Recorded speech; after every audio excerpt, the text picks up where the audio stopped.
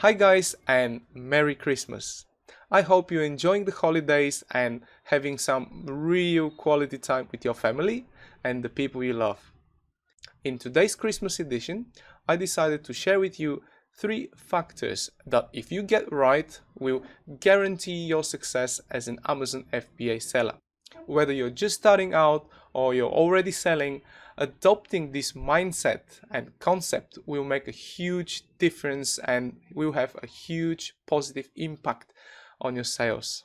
So here you go, starting with the customer and working backwards. By the way, this is what Jeff Bezos himself states as his business philosophy. So in order to gain an insight of your market, first thing you need to know is your customer. So getting to know your customer includes determining demand. So you need to know how much demand there is for your product. You need to know whether customers buy your product all year round, or maybe they just buy it in the winter, the summer, etc.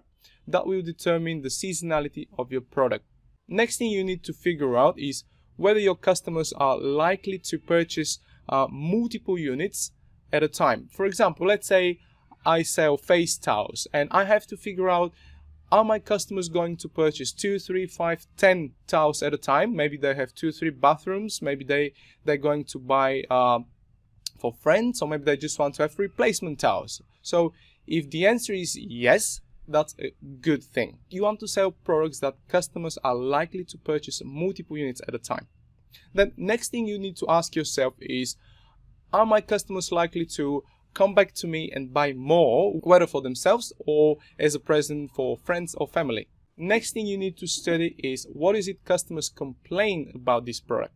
This will basically enable you to take all those complaints to your advantage. You can work out those complaints with your supplier and come up with the perfect product that will beat all your competitors.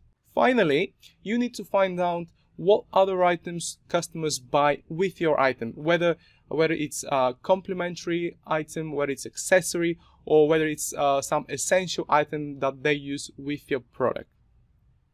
In doing so, you can come up with ideas of a bundle, right? You can bundle some complementary items as long as the cost is feasible. Once you know your customer, next thing you need to know is your competitors.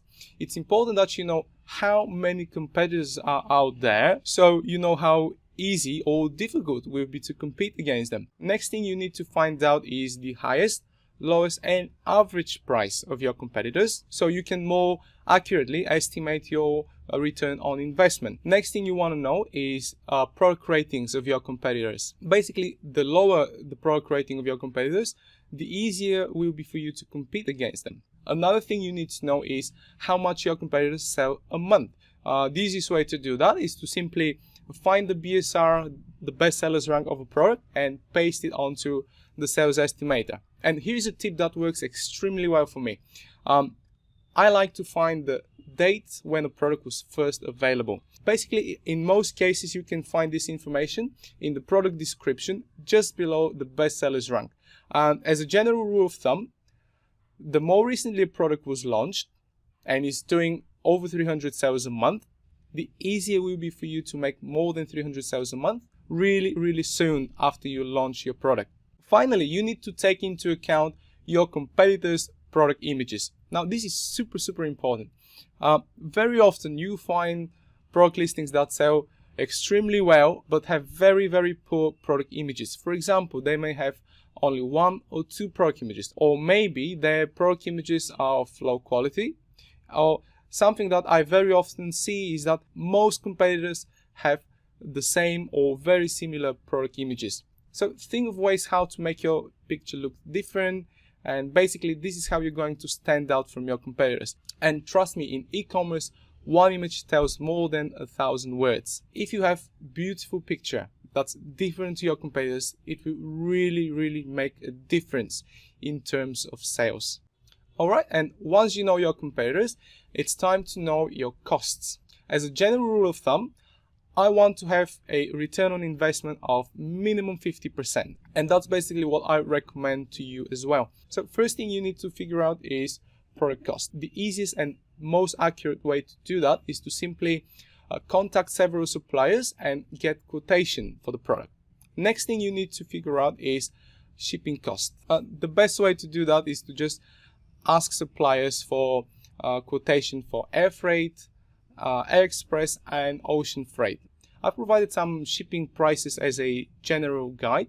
So basically, air express will cost you around $7 per kilo, and that's chargeable weight, not actual product weight. Chargeable weight is determined by calculating product dimensions, and whichever is greater, product dimensions or actual product weight, becomes chargeable weight. If you want to learn more about how to calculate chargeable weight, you can just Google it, and there is lots of sources and it's absolutely free. Then air freight, which is a little bit slower than air express, will cost you $4 to $5 per kilogram. And my favorite, and the one I recommend, is ocean freight. So ocean freight will cost you $1 or less per kilogram, and basically the more you ship, the lower the cost will be. Finally, you need to know exactly how much you're going to pay in FBA fees. Once you have all information regarding costs, you can accurately estimate your return on investment. Alright guys, I hope you enjoyed the video, and I also hope that you feel optimistic and enthusiastic about the upcoming 2018. This was my Christmas present for you, because as soon as you apply this approach to your business, you will see that 2018 will be much more successful and profitable year. Thank you very much for watching. Don't forget to like and subscribe, and happy holidays. I'll see you next time.